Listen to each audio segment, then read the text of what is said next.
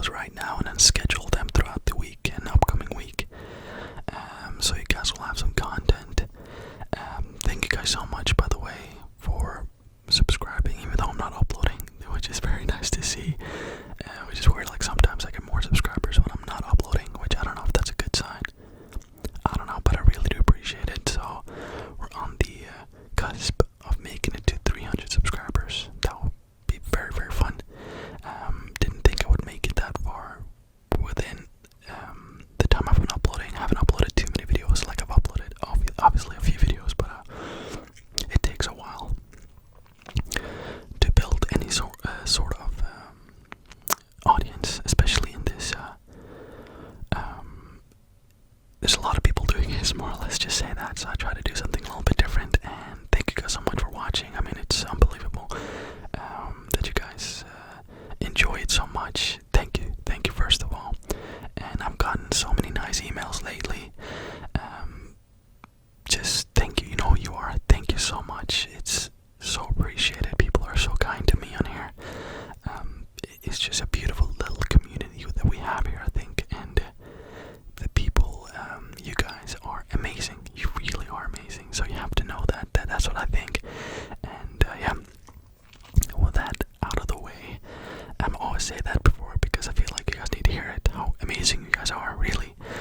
And you'd be amazing even if you didn't support me. I'm just not saying that just because you support, but you know what I mean. I really do appreciate you guys' support. So yeah, as you can tell by the title of this video, this is a Reddit ghost story video, and the majority of these are going to be Reddit ghost story videos, as the conspiracy ones take a little bit longer to record. So I really didn't have time much for that, but I've gotten through a lot of Reddit ghost stories on Reddit, especially during my flight over to Norway, so I had a lot of time then, and yeah, I found some really good ones, I think, at least. Thing is, they can be really good stories, but the way I narrate them just kind of ruin them sometimes, but whatever. If you don't like it, you don't have to watch it. But yeah, thank you so much, and yeah, let's get into it. As always, I have my phone here, which that's how it is. I'm sorry if maybe sometimes you'll be able to see the phone like this. I'm sorry, I just have to look. My eyes are not very good. I should actually have glasses, but I've lost them, and yeah, I never really bothered to try to get new ones. So that's my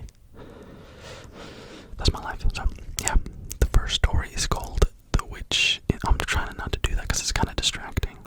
The first story is called The Witch in the Woods. Let me see if I can position myself.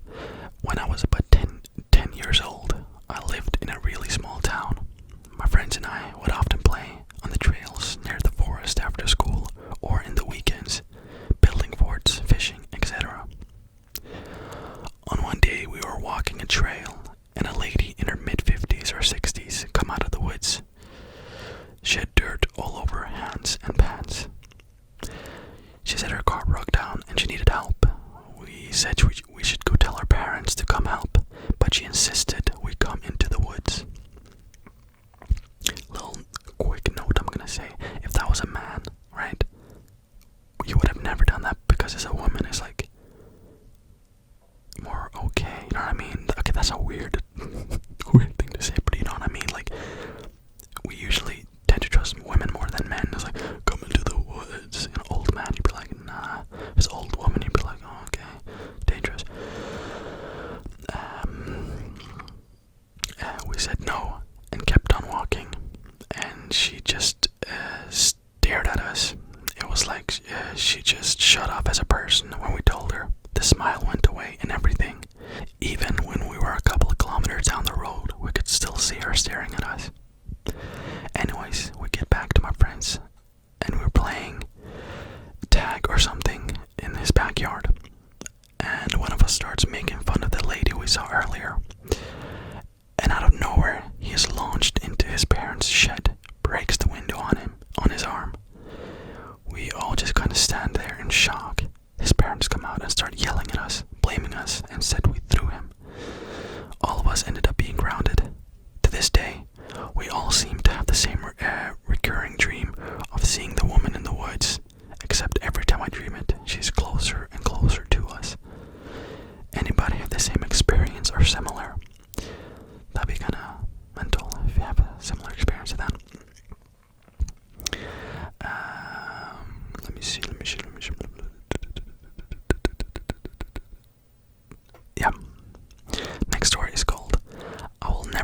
I will never forget the day I saw my little brother's eyes fill with fear. I was about 18 at the time of this occurrence, and my little brother was around maybe 1 or 2. His name is Ozzy. Being from a very large family, hence the age difference, I've practically raised my other siblings while my parents were off at work. One day, I was making lunch for the kiddos, and I just hear screaming. And this wasn't the normal playful screams followed by laughter. This was a blood-chilling scream. I immediately recognized this as Ozzy, and assuming the worst, I was afraid I was going to have to load up all of my 6 siblings into a car and drive to the ER.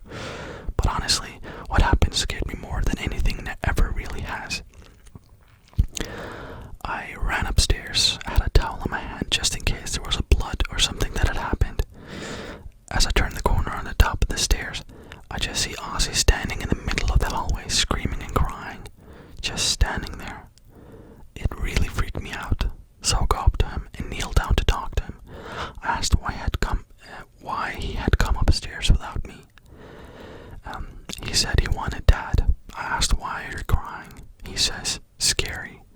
I assumed he was just scared of being alone and kind of calmed down for a minute. This was when his eyes went wide. He started screaming again, but this time I was right next to him. He just raised his hand and points to my parents' room, then says, him, under the bed. Scary. My whole body went numb. I was paralyzed with fear. I slowly turned to look, but there's nothing there. Ozzy is still very upset. You could see it in his face that he was genuinely scared. So all I can do is pick him up and run down the stairs first, as fast as I can without face planting. I ended up loading everyone up and taking him to the park. I was so freaked out that I couldn't be in the house until I had calmed down a bit. Believe it or not, that was actually all the stories I had for this video. I have many more stories, but that I will record right after this. But yeah, I just thought for this last part, if you're interested, I can tell you about my flight to Norway. I don't know, some of you guys might like it, some of you guys might not care, and I totally understand. Usually I don't really care. If I'm subscribed to a channel and I start talking about like personal stuff, I'm like, oh my God. But if you want to hear it, and also to make the video a little bit longer because I feel bad, but the other videos are going to be fairly longer, probably twice as long, so but yeah, funny thing that happened, obviously when I travel to Norway, I have to get up extremely early in Switzerland because I have to make a train and different connections and eventually end up in Zurich airport. Once I got out there, there's literally no problem.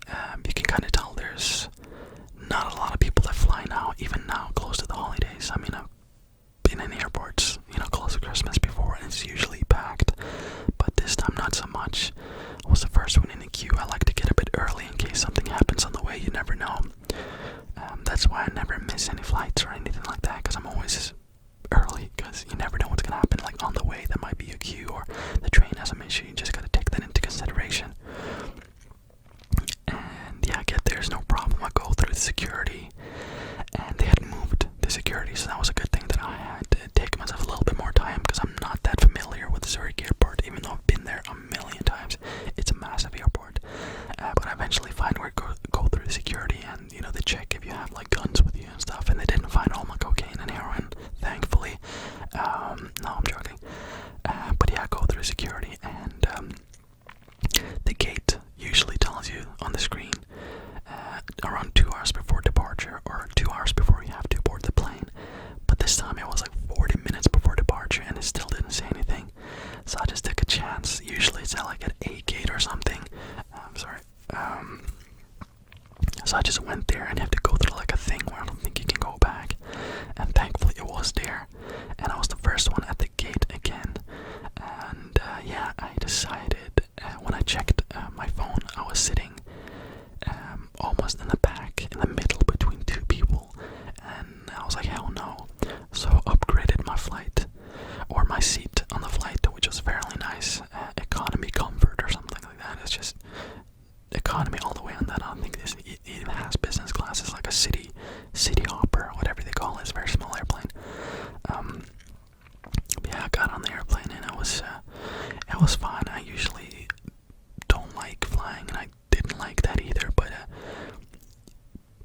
was not much turbulence, so it was okay. But it's about to get worse. I land in Amsterdam. Obviously, I have to take a connection there before I go to Bergen. So from Zurich to Amsterdam, I land in Amsterdam, and I find my gate fairly quickly, and everything is good. Buy some stuff in the tax-free for my friends and family, and yeah, get on the plane. I had a fairly good seat on this one. I think it was like 9F, which is kind of in the middle, like right over the wing, by the window. So I need like a window to look out to make sure the wing is still on. You know what I mean? I'm super like paranoid.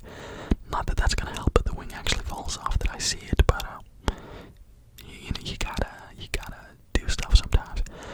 That does make sense. So I have like a app on my phone that kind of takes real data and shows how much turbulence you're gonna experience on the flight. And it was a fairly smooth flight. It said it was gonna be until you made it to Bergen, and over Bergen in Norway, it's always cloudy. It's called the city of rain. I mean, it's awful. I mean, it's just horrible weather there usually. Of course, during the summer is amazing, but around these times it's awful. So get on the plane, and I knew what was coming my way. You know what I mean? So I order some wine. You know what I mean? I'm trying to prepare myself mentally for this, because if I'm going to go down, I might as well have a little buzz going. You know what I mean? Order some wine or whatever, and I was ready. We started descending into the thickest clouds, and I'm not saying like thick, like ooh thick. No, this is thick shit. I mean, this is awful, right? So we descend into these clouds, and it just goes black, because before you land, I don't know if you guys fly a lot, that you have to turn on the off the lights on the airplane. Something to do with the eyes adjusting to the darkness, in case something happens and you need to see in the dark. So we fly into this cloud, and it's black, thick cloud, and it just goes completely dark. I have my phone on, kind of, so I can see. I always pay attention to my phone to see, okay, we're landing in 5 minutes, 6, whatever. So, and it's just air just pushing the plane down, and it feels like someone is like, imagine floating in a pool and someone like trying to push you down to the bottom of the pool. That's what it feels like while you're in the airplane. It's like a hand pushing down the plane, and it goes extremely fast.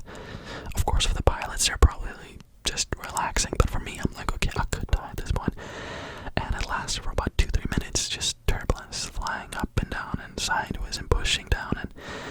But that relief when you make it through the cloud and you see the city below you, you see the airport, you see the cars driving, and you're like, there's no way I can crash now, right? We're so close to the ground, that would be embarrassing. So yeah, landed, was extremely happy about that, let's just say that. And yeah, finally made it back home, as you can see here. Made it home very, very late on that Monday. But of course, as long as I make it, I'm happy. So yeah, that was my little story. I didn't have any videos, I didn't really think about that. But yeah, it's just regular airplane stuff really.